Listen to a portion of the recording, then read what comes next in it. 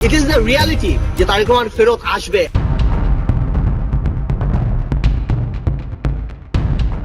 শেখ সেলিমের ৩ নিকট আত্মীয় এখন সংসদের পথে।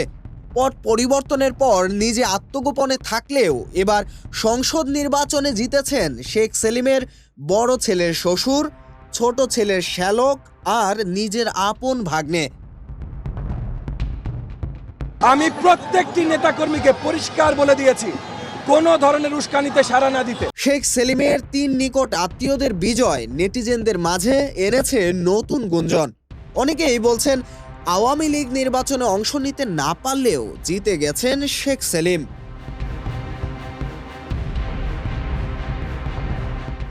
ছাব্বিশের নির্বাচনে সিরাজগঞ্জ ২ আসন থেকে ধানের শীষ প্রতীকে বড় জয় পেয়েছেন বিএনপির স্থায়ী কমিটির সদস্য ইকবাল হাসান মাহমুদ টুকু।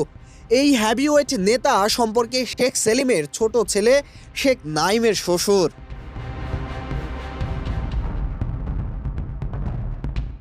অন্যদিকে ঢাকা ১৩ আসনে বিএনপি সমর্থিত ধানের শীষ প্রতীক নিয়ে বিজয়ী হয়েছেন ববি হাজ্জাজ। সম্পর্কে তিনি শেখ সেলিমের বড় ছেলে শেখ ফাহিমের আপন শ্যালক।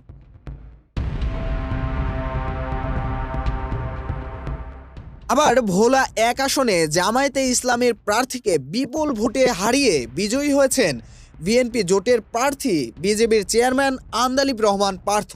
পার্থ কেবল শেখ সেলিমের আপন ভাগ্নেই নন, তিনি শেখ সেলিমের ভাই শেখ হেলালের মেয়ের জামাইও বটে।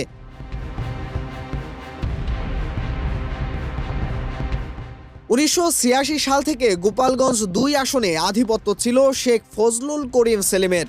৫ আগস্ট আওয়ামী লীগ সরকারের পতনের পর থেকে তিনি আত্মগোপনে। তবে এবারের নির্বাচনে তার ঘনিষ্ঠ ৩ আত্মীয়ের বিজয় জনমনে তৈরি হয়েছে মিশ্র প্রতিক্রিয়া। কুমার সপ্তর্ষি রায়, দৈনিক মানবকণ্ঠ, ঢাকা।